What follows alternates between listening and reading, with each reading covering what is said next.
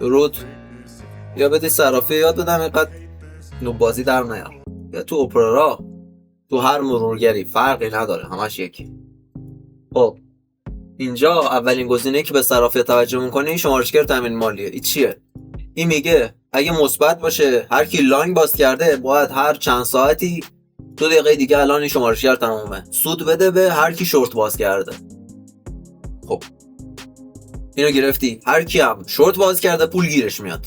یعنی تو اگه این مثبت باشه شورت باز کنی هر 8 ساعت یا 4 ساعت یا 2 ساعت یا 1 ساعت بسته به هر ارزی فرق داره شمارشگر میتونه تامین کنه، تغییر کنه. اینجا میتونی نگاه کنی. خب این عوض میشه، پول گیره هر کی شورت باز کرده میاد.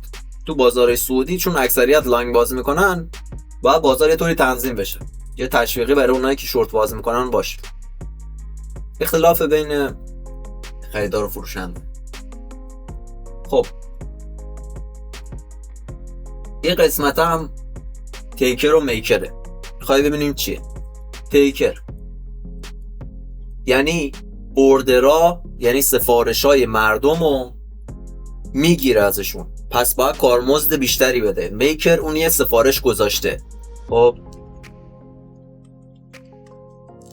یعنی این قسمت ها الان سفارش فروشه، این قسمت ها سفارش خریده. تو وقتی لانگ میزنی سفارش های فروش رو جمع میکنی به صورت تیکر.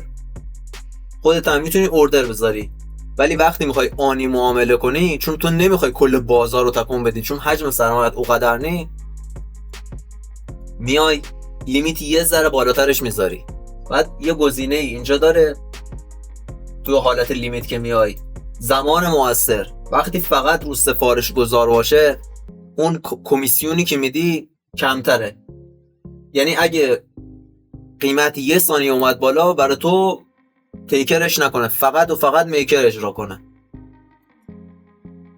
اینم اوکی.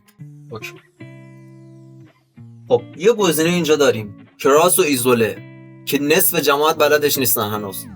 وقتی ایزوله است پولی که برای مارجین میذاری، خب حالا مارجین چیه؟ مارجین پولیه که برای هر پوزیشن میذاری نزد صرافی که اون پوزیشن برای تو باشه. خب اون ثابته، یعنی اگه بازار یک دفعه 90% ریزش کرد همونقدر بیشتر ازت کم نمیشه. اینم اوکی. وقتی ضریب 100 یعنی مارجین منو 100 برابر کن. صرافی هم یه جریمه ای داره اگه بخوای لیکوید بشی. جریمهش چقدره؟ همشون یه ماشین حسابی اینجا دارن. میای میزنی قیمت لیکوید شدن. اینجا مشخصات تو میزنی. مثلا اگه یه دون بیت کوین $100,000 بخری با ضریب 100 قیمت لیکوید شدنت اینه. یعنی حدوداً 0.5% ارزش واقعیش، یعنی ارزش اسمیش ازت کم میکنه. خب حالا ارزش اسمی و ارزش ضریب دار چیه؟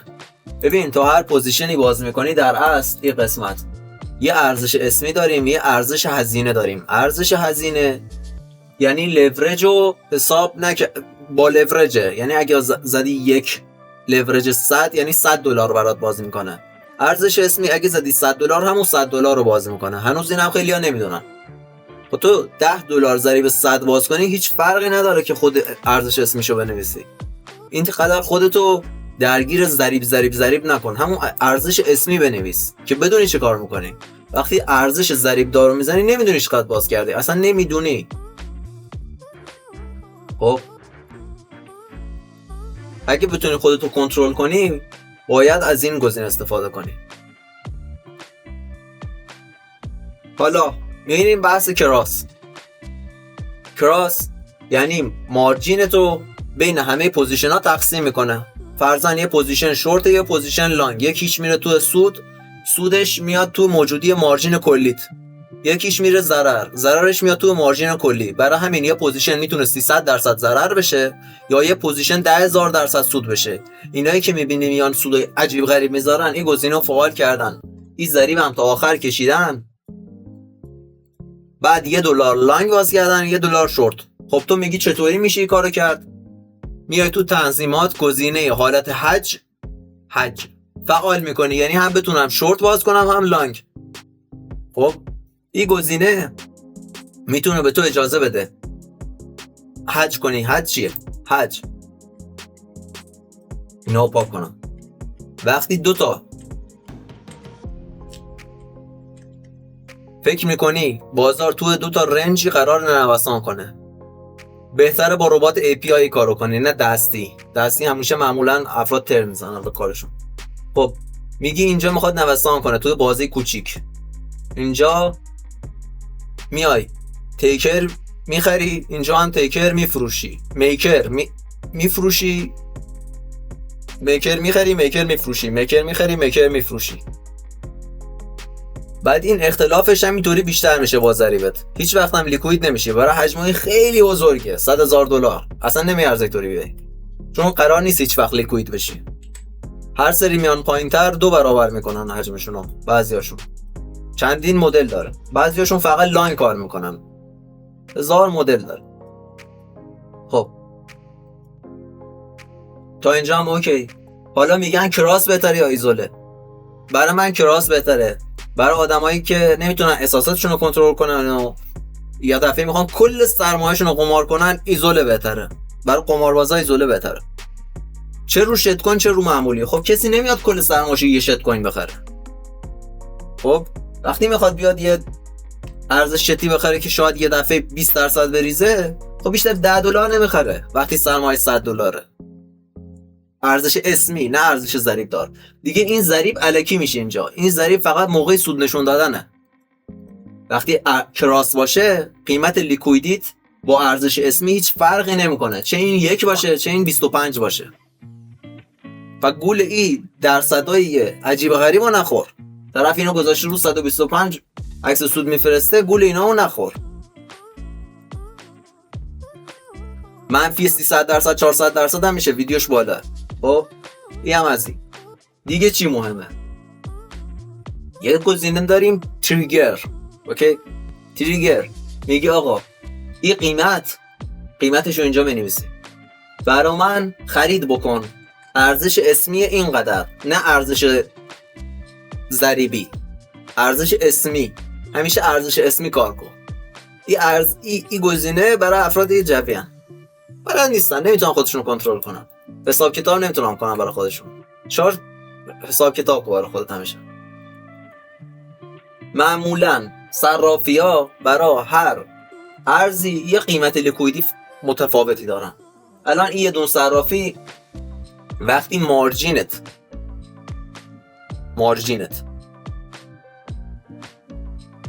تو هر ضرر فرق داره. اینطوری بذار نشونت دادم با ماشین حساب خودش بهتر. الان فهمیدیم کراس و ایزوله وقتی موجودیت یکی باشه فرقی نداره. کراس فقط مارجین تو باز گذاشته، ایزوله مارجین تو ثابت گذاشته. من میذارم رو کراس که نشونت دادم. مارجین موجود میکنم $10، قیمت ورودمون رو میکنم $1000. یه دون بیت کوین $100,000 مارجینمه، $100,000 بیت کوین میخرم. کی لیکوید میشم؟ این گزینه‌ام که گفتیم فرقی نداره دیگه. چه روی 125 باشه، چه روی 102 باشه، چه روی 112 باشه، قیمت لیکویدی دیگه کیه؟ خب میگی نمیفهمی؟ خب تو تستش بکن، تو ایزوله هم تستش بکنی، فقط موجودی مارجین تو میتونی تغییر بده، دیگه هیچ فرقی نداره. اینجا میگه تو $99,424 لیکویدی. خب تو در اصل قیمت صفر شدنت 99,000، ولی موقع باز کردن معامله $50 کمیسیون تیکر میدی. یک $50 هم مونده به این میبنده. اینجا نوشته خب برای کارمزد و تامین نرخ مالی میتونه نرخش فرق کنه. حدودا 99,500 برای تو میبنده قیمت رسید. خب این هم باید بکنیم البته 99,525 میبندش حدودا. این تقریبیه، شاید 99,600 بستش هستن. چرا؟ وقتی اوردر نباشه اینطوری برات شادوش میکنه. برای همین میگن ضریب آخر نزن. ضریب 125 ضریب چرتیه برای این گزینه. نشونت بخوام بدم نمونهشو، اینجا توی 1 دقیقه میتونه توی یه صرافی، توی بقیه صرافی های اتفاق نیفته. یه نفر اوردرش اینجا باشه، دیگه حجم نقدینگی نباشه، اینو جمع کنه، 1 ثانیه شادو میکنه، اینو جمع میکنه، میبره بالا.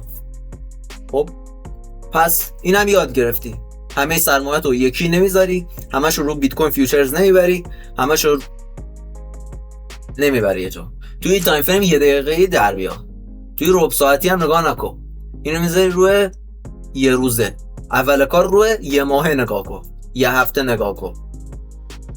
اول دمو برو کار کن، اول برو تستی کار بکن، اول برو با $10 تست بکن، بعد برو دار ندار تو بریز لیکوید کن. خب برای خودت تحلیل بذار، برای خودت هر تحلیل، هر چی دوست داشتی تست بکن با بازار، ببین چطوری میتونی سود کنی. خب اینم از این. بعضی هم میگن خب الان این که همش نوسانه، یعنی ما میومدیم بین این بازارها چون کارمزدش کمه حج کار میکردیم سود میکردیم. آره اینا که حج کار میکنن همین کارو میکنن، ولی حجم سرمایه‌شون خیلی زیاده که براشون بصرفه. موقعی خبر و اینا کارو میکنن، معمولا با API کار میکنن، بازار سازن اینا، معمولا میان ببینن بین کدوم صرافی اختلاف هست، آربیتراژ هم میکنن این وسط، یه کار انجام نمیدن. پس کار تو فرد معمولی نیست، چون باید $1,000,000 بریزن تو اون صرافی، VIP شون بره بالا، کارمزد کمتری بدن. اینم از این. پس اینم از سرت بیرون. وقتی سرمایه‌ات کمه نمیتونی حج کنی. الان تو روزانه نگاش کنی ببینی چقدر نوسان میده در روز. خب منطقی بیای برای یه روز، توی یه روز داخل صرافی یا بیت کوین خرید و فروش کنی؟ نه، بیت کوین رو بهتره تو فارکس، اگه میخوای دیلی تریدینگ کنی تو فارکس انجام بدی. فارکس هم بیت کوین رو داره، ولی به جز بیت کوین بقیه‌اش میارزه تو صرافی، بقیه‌اش میارزه، فقط بیت کوین نمیارزه تو صرافی. چیز دیگه هم که باشه حالت تک مارجین میتونی بذاری، چندگانه میتونی، چندگانه بهتر وقتی بخوای هم شورت باز کنی هم لانگ، فقط که راست میشه. البته وقتی چند مارجین باشه دیگه روی ایزوله نمیتونی برای خودت بذاریش یه پوزیشنو، چون یه پوزیشن لانگ یه پوزیشن شورت، باید با توجه به استراتژی تست بگیری. شاید استراتژی تو یه طوری باشه که باید لیکوید بشی چون ضریبت خیلی بالا باشه، ولی اگه اینطوری نیست میتونی کراس باز کنی. حد ضرر، یه گزینه اینجا داریم به نام حد ضرر تضمینی، با قیمت بازار میبنده، با هم معامله باز بشه. خب الان یه معامله باز میکنم بهتون نشون میدم روی بیت کوین. اوکی بازار، خب ببینم پیستا میذاره اندازه پول. وقتی $20 باز میکنی برات $10 اول باز میکنه. من 20 تا زدم، آره 20 تا زدم 10 تا باز کرد. چرا؟ برای نرخ مارجین، ضریبم 125 هم، ولی ارزش اسمی بود.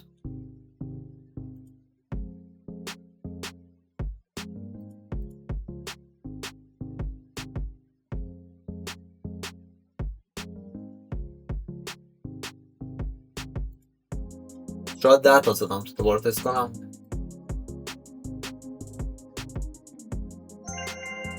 بیستا که باز میکنی 10 تا باز میکنم. این مهم نی، مهم این عدد است. خب من الان با $20 و 6 سنت باز کردم، قیمت لیکویدیمو مینویسه، باید حسابش کنی ببینید چقدره. اینم از این، یعنی عملا مارجین تو بر میداره، اون پولی که برای مارجین گذاشتی برش میداره. پس من الان $20 باز کردم. خب با $20 اگه $20 و 5 سنت اندازه حسابش میکنیم.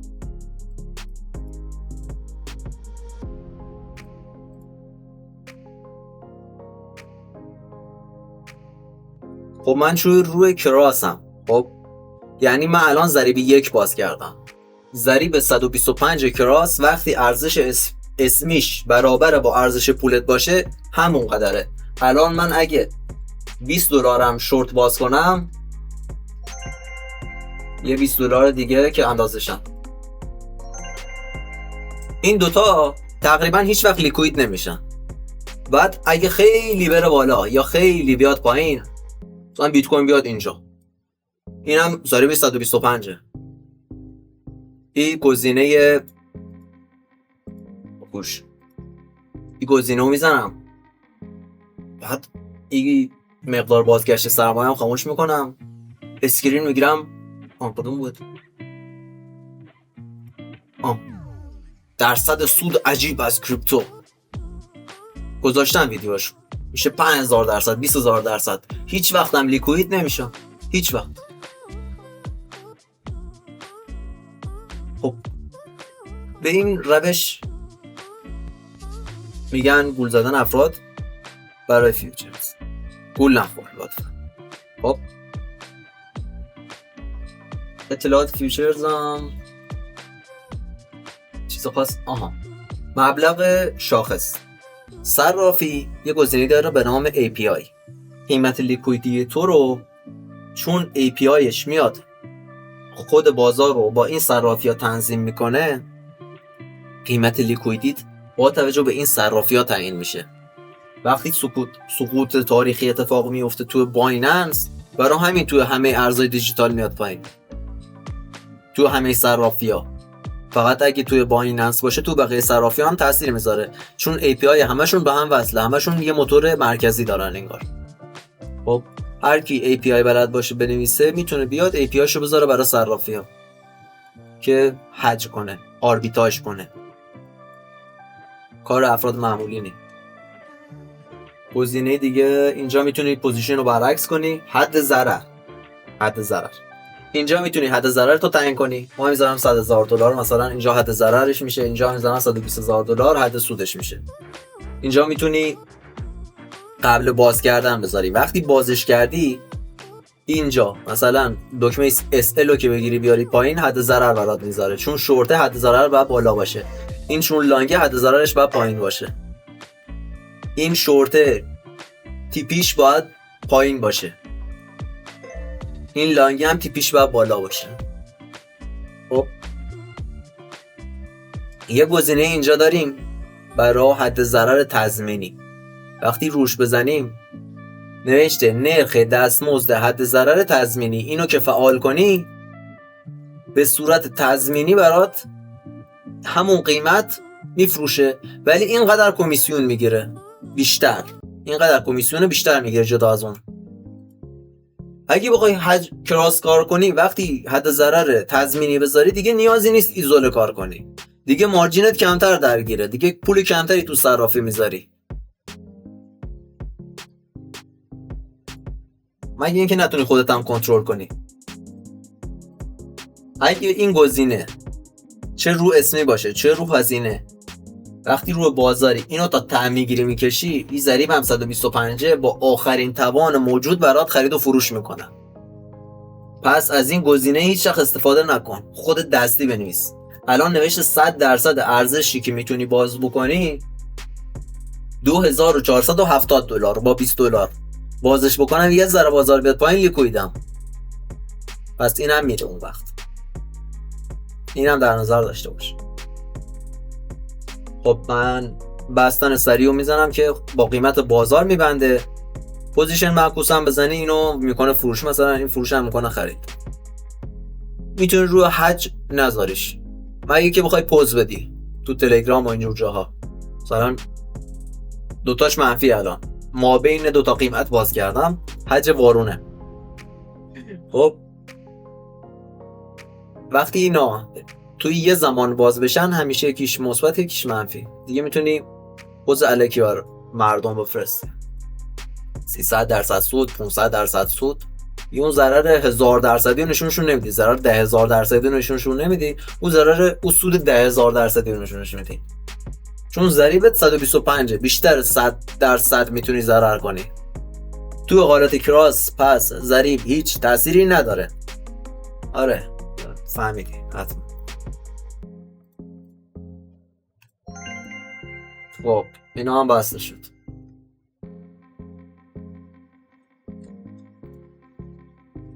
اینجا هم برات می‌نویسه چند دلار میتونی باز کنی با این درصد اهرامه. از این هیچ وقت استفاده نکن. اوردر بوک. اوردر بوک هم اینجا میتونی نگاه کنی ببینی چه قیمتایی برای خرید و فروشه. اینا رو صرافی گذاشته. برای هر صرافی با هر صرافی فرق میکنه. قیمت هر صرافی با هر صرافی این قیمتیش که اینجا فرق میکنه. چون تامین مالیشون فرق داره. چون اون بازارسازشون قیمتاشون فرق داره تو هر صرافی. دلت به این عددا خوش نباشه. این به صورت مثل صخر V2 اینجا کمترین حجمه، به همین صورت حجمها بیشتره. ولی اگه توی یه صرافی خیلی شدید بریزه این اوردرها برداشته میشه باش، چون اینا همزمان با بقیه صرافی ها میان خودشون رو تنظیم میکنن، صرافی بزرگ. پس همیشه قیمت ملاکت صرافی های خیلی خیلی بزرگ باشه. پس تو تریدینگ ویو نمیای صرافی کوچیکو بزنی، میری صرافی بزرگو میزنی برای یادگیری و تست کردن. وقتی میری تو ای تایم فریم 1 دقیقه و 5 دقیقه فقط مالی صرافی هم نگاه میکنی، مالی صرافی دیگه هم مثلا نگاه نمیکنی، میتونه برات گرون تموم شه.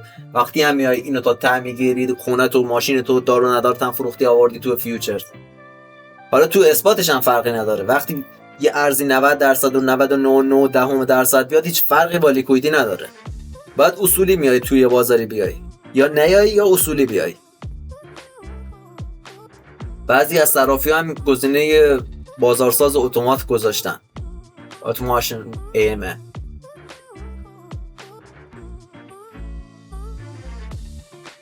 گول درصدای زیاد و اینطوری میگم نخور. اینجوری درصدها که بزنم مثلا این 47% معمولی خودش رفته بدون ضریب. حالا تو میتونی اینجا ضریبت هم بکنی 50. میدونی چند درصد میتونی سود کنی؟ خب اینا هر کی بگه فرار کن، هر کی گفتش، هر کی. موقع ضررش هم اینو نشونش بدن. این نرخ شمارشگر وقتی منفیه، الان هر کی لانگ باز کنه هر ساعت یعنی 40 دقیقه دیگه 0.5% گیرش میاد. میدونی الان چقدر ریخت؟ این قد آدم هر تا دلت بخواد همین بالا خریده 92% اومده پایین. اوکی؟ پس گول اینا رو نخور. من نمیدونم چه زبانی بگم ولی فعلا